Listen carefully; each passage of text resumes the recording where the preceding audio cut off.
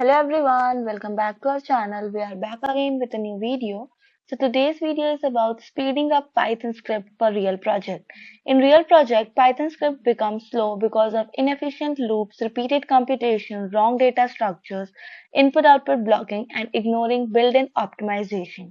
The goal is not clever tricks, but simple improvements that matter. So let's start this. So the first one is that replace manual loop with built-in.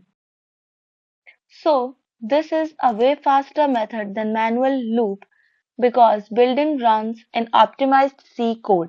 So let's see its output. So here we can see the output. Now moving on to the next one. So the next one is use list comprehension. So this is pure Python bytecode operation which works very efficiently. So let's see the output. So here we can see the output. Now moving on to the next one. So the next one is use generator for large data. So no immediate list which always uses less memory and faster execution.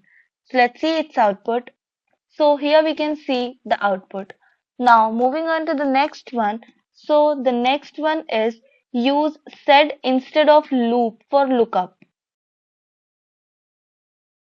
So this set lookup for 1 instead of n. So let's see its output. So here we can see the fast and efficient output. Now moving on to the next one. So the next one is cache expensive result.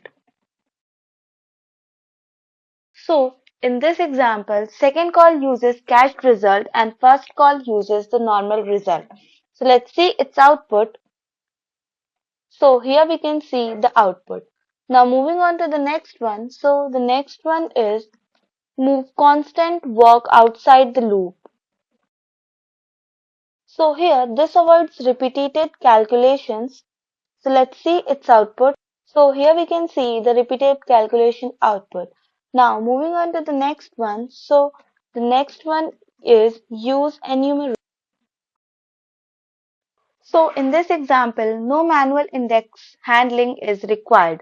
So let's see the output. So here we can see the output. So to speed up real projects, reduce Python level loops.